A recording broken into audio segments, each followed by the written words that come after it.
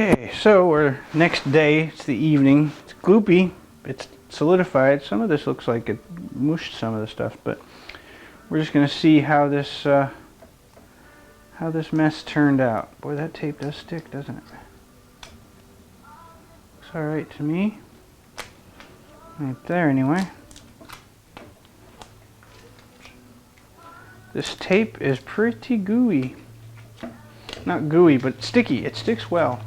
I'm just going to take enough off of these ends to get the tenon in the vise, and I can hang on to the whole thing better. So far what I see down here, so good. Oh, that's taking some off. Yeah, this tape sticks pretty good. It's high tack.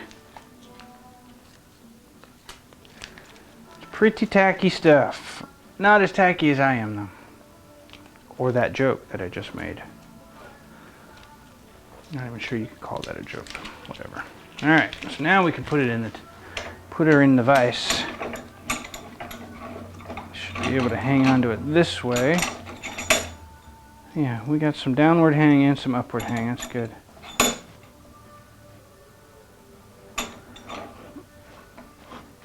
Get a good grip.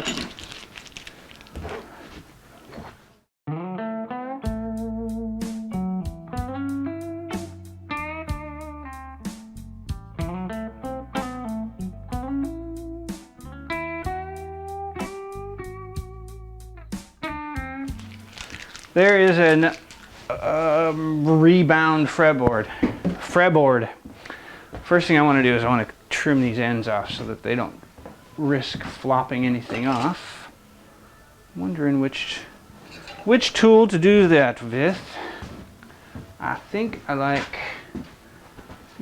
this kerfless little, not kerfless, but this little flush trim saw for that job.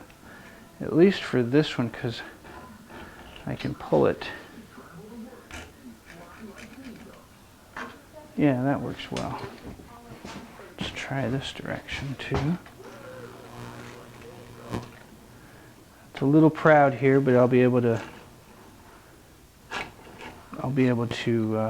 file that nice and smooth with my next operation. Wondering if you can even see what I just did there. We'll find out here.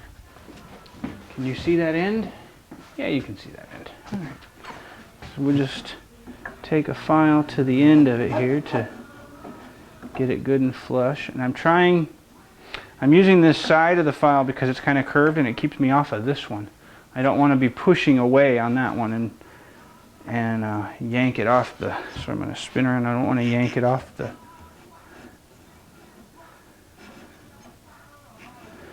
I want to make sure it's flat, but I want to make sure I don't rip peel it off its glued surface there. It should stick pretty well, but ain't no point in tempting that particular fate, eh? Now we just have one more bit to glue on. I'm going to do that right this moment. Need to find some straight stuff.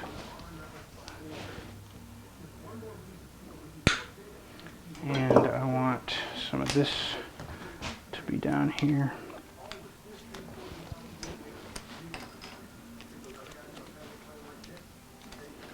Just put a few strips down this time instead of a bunch.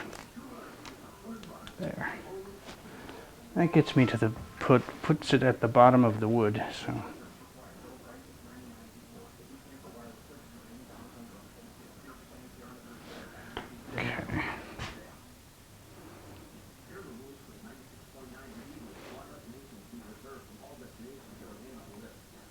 Okay, there we go. That I can live with.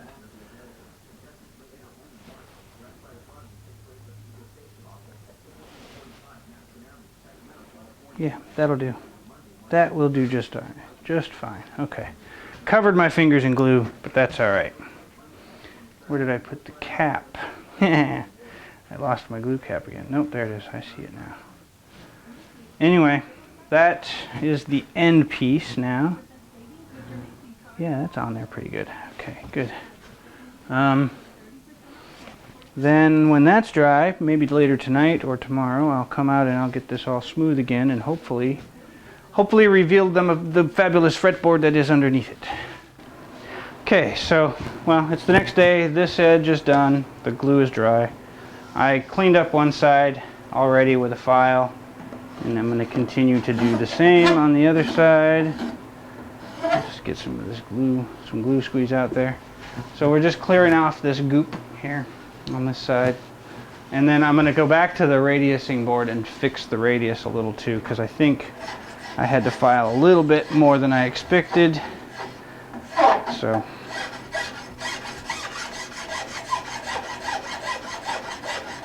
hopefully I can do that without hitting too bad of my inlays. So we'll just get this all nice and flush.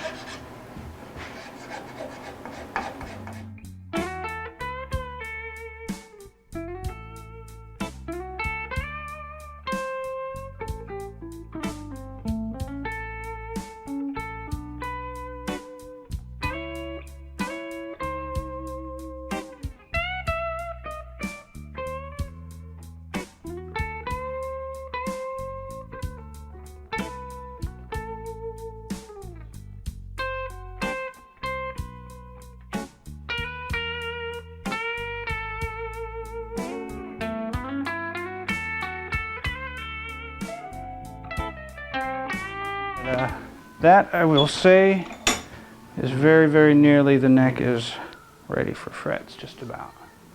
Pretty good, pretty good. All right, so we're gonna mark for the side marker inlays, or dots. And for the 12th fret, we're going 5/16 apart, 5/16 apart. And I think what I'll do is I'm gonna visually center them. I've got a line where depth-wise, this direction I want. And I'm just working on this direction, getting them centered, basically centered. So right about there looks pretty good.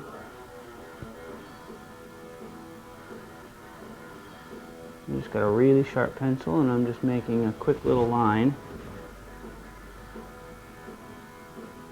And I'm just sort of visually centering these, because I realized my level of precision before was a bit obnoxious. And so we're just alternative ways of doing this. And I'm going to think that the visually centered is going to work just fine.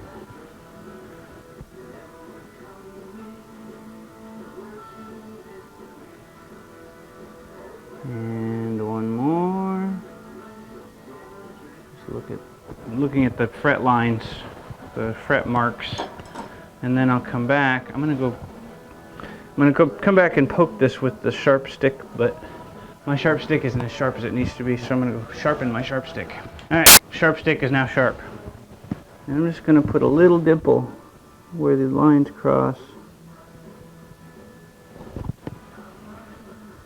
so that the drill bit will have somewhere to start. And this time, since the neck and the fretboard are all contoured and radiused, it's going to be tricky to grab, and it's tapered. It's going to be tricky to grab a hold of it. So I'm not going to use the drill press this time. I'm having a heck of a time with shadows here. So, the older I get, the harder it is to see where my my markings are. The more sensitive to shadows I become, is what it is. I'm not that old yet, but old enough. Okay.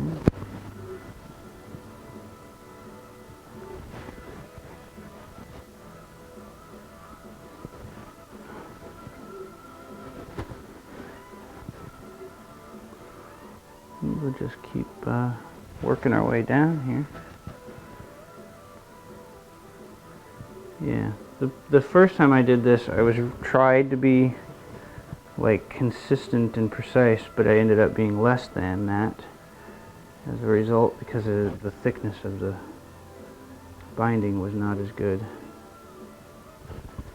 Oop, gotta have a hold of it here, huh? I thought that I did, but clearly that is not true. Thankfully, I did not screw anything up.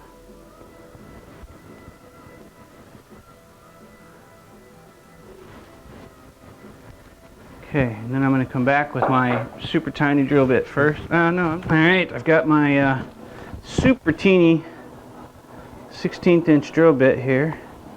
And I'm going to get it into the chuck fairly deeply because I want to make sure there's no wobble first, and I don't need to cut very deep. And we're just going to feel it hit the little divot I made. And then attempt to go sort of straight down into it. About 1/8 or so. Yeah, it's about 1/8 of an inch. And just do the same for each hole.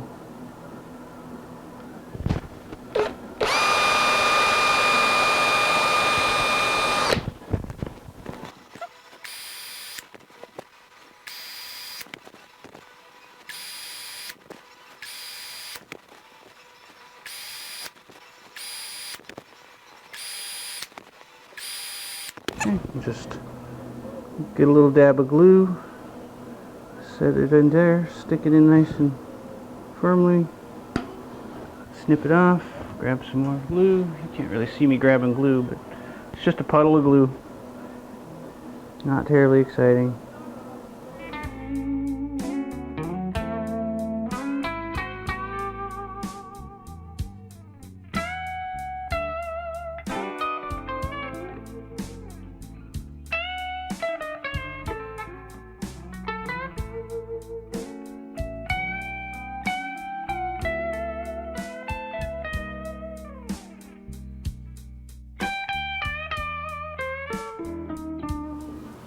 Okay, there we go. So now they're all in. I used maybe 1.5 inches, so maybe 2 inches.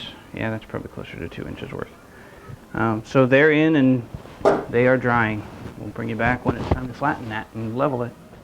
Okay, so I've cut out a dozen of these signature things because I'm gonna give this perloid one final shot, but I don't think it's gonna work. I'm trying it because I can't give it in. Because I can't seem to stop trying. So I'm going to try one more thing, but I think in the other things I'm going to try is polyester casting type resins that I can put, it's called, I just learned about it, it's called Pearlex. Some of you guys may already know this stuff, but I do not. But in order to do it, basically what I want to do, because the perloid, my biggest problem was it kept shrinking down inside. So, and it just meant the solvents to solids ratio was way off and didn't have enough solids to keep the thickness up. So what I'm going to do is I think I'm going to pour in enough to keep it way taller, way thicker. But in order to pour in some, I need to make a dam around it so that the stuff doesn't flow all the way out. So what I'm going to do, I'm going to try this, is I'm just going to build up some yellow glue boundary around it. And I'm just laying on a thick bead of yellow glue to kind of make a little swimming pool for this stuff. And I'm going to let that dry while I go about making up some more of this perloid goop. So there's a little glue around one of them. There's 12 of them here. And since the hobby store doesn't open until 10:30, I'm waiting. This will keep me occupied for another half hour or so, and we'll go back at it from there. So I'll bring you back when I'm ready to pour the goop in. It occurs to me, I'm going to be doing this for all of them. I might as well build a dam around them all.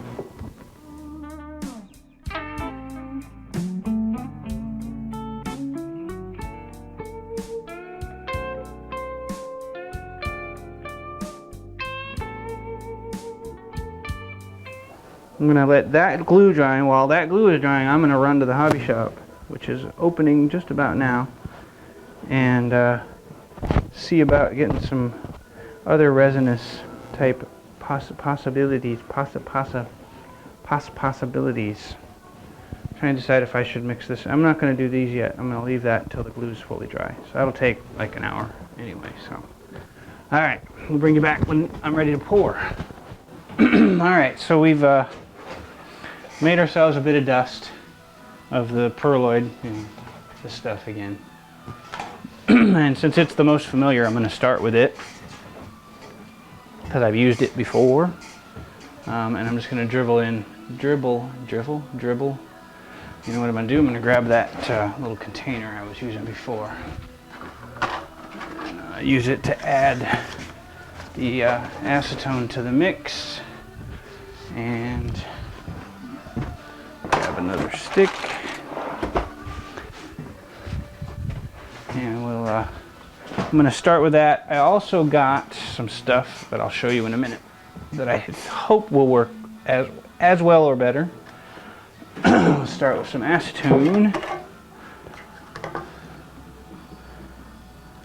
Just pour a little bit into here. I don't need it anywhere near that much.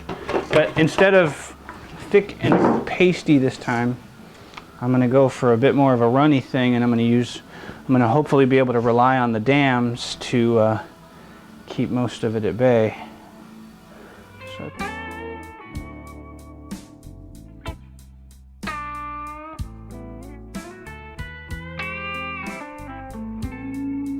Yeah, we're going to call that as good as it's going to be, whatever the hell it is. So I'm going to bring you back when I have the other stuff ready to go. Alright, so this other stuff I got is called Easy Cast, Clear Casting Epoxy.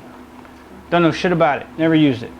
Read the instructions, it says equal parts, and then I've got this stuff, this Cast and Craft color pigment, which is pearl. And I don't know if it's going to work. I don't know at all. But I'm hoping that this will, I hope this will help. I'm hoping this will turn out well. I'm looking at my curing here and seeing it kind of wrinkly on this one because I think it got heated too fast. So I'm going to try this stuff and see. It needs to be mixed pretty well, so I'm trying to get a good shaking. But this stuff says it's very important to use equal parts, and so that's one thing I'm going to try to make sure I have is equal parts, and I'm going to do it by volume. They call it the 2 mix or the double mix method. You basically put equal parts in 2 cups. Pour one into the other, stir like crazy, then pour the other back into the second one and stir some more. So that's what I'm going to try. I'm not sure when I'm supposed to add this. They don't really say. I think it doesn't matter. Yeah, I think it doesn't matter, but I'm going to wait till it's integrated to add a little bit and see. Just want to make sure this is mixed really, really well. I think it's good now. I think we're fine. So let's put a little bit. I don't need a lot to do a test, so I'm just gonna fill it to about that level, and then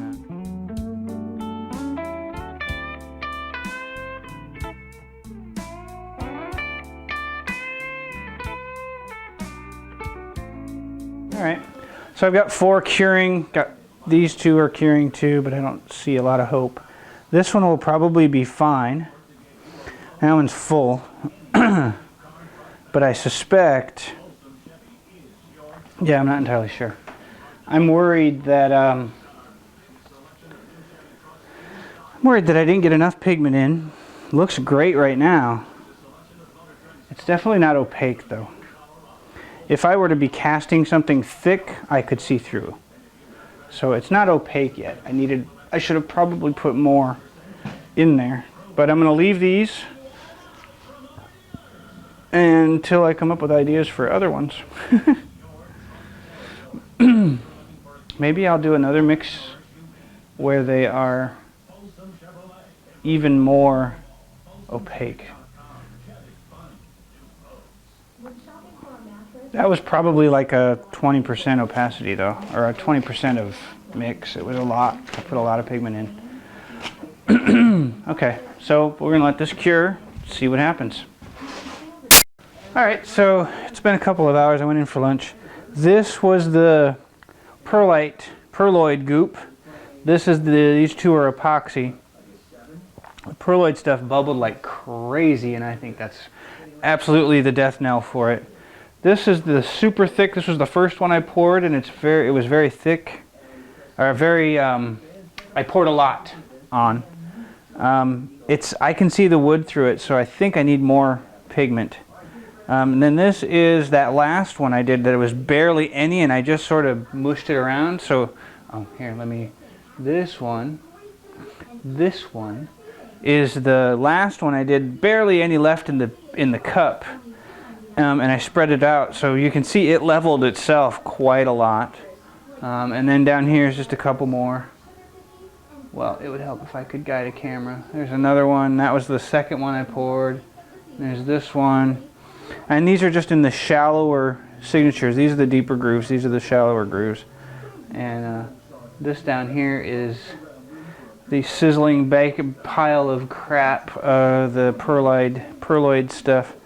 So all in all, the lesson that I've got is perloid is absolutely done. I'm not going to try any other experiments with it. Forget it. I don't care anymore. The epoxy is probably going to work fine, but I see that I probably do need more pigment in it. But these are really runny right now, so I'm going to move these to somewhere safe and out of the way so I can continue building on other parts of the guitar. And I'll bring you back. I'll show you the results of these. You'll see them eventually. All right, and so now the side dots are pretty much dry, so we're gonna file and shape them smooth, nice and smooth. I'm gonna go get the little tiny file because I feel like I can control it better, and we'll use that to file them down flat as soon as I figure out where I put them. There they are. And we'll just grab one of the flat files here and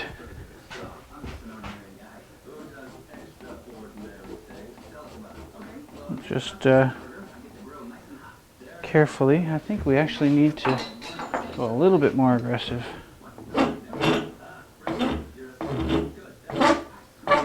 There we go.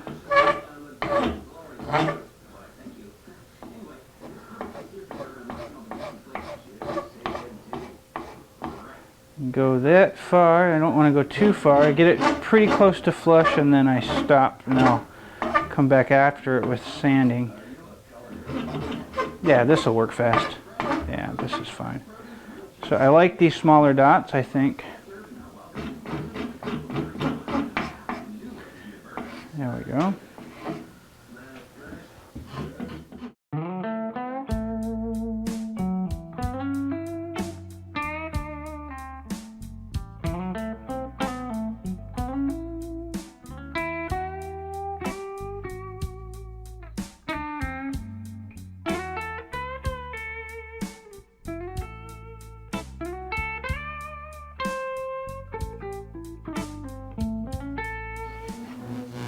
Yeah, I like that. I like that a lot. Okay, so those parts are done. I'm going to do a little quick bit of sawdust in here to clear that out a bit. It's got a tiny gap, and I can see some of the acrylic glue that was used. I'm just gonna fill that with some mahogany sawdust, because it's ugly otherwise. And I don't want the ugly. Yeah, we'll just take a little bit of, I gotta make some sawdust here real quick.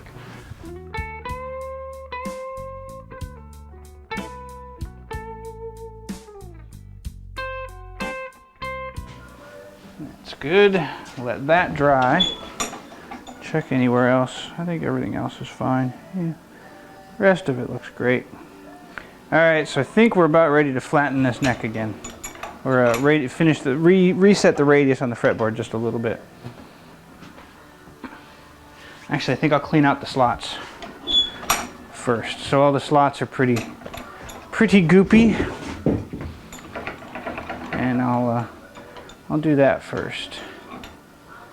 This is interesting. I think we are well and truly established that I'm going to need swivel jaws for this vise.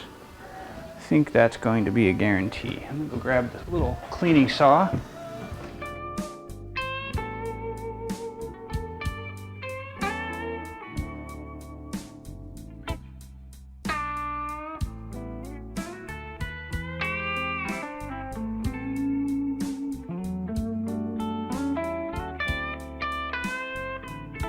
Okay, so now all our fret slots are clean and not icky anymore. We're going to sand this bit flat here real quick.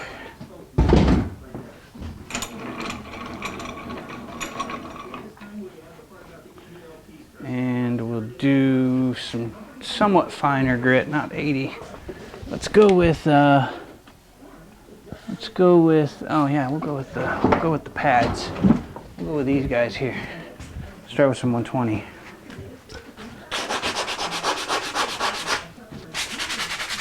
Just to get that knocked back a bit.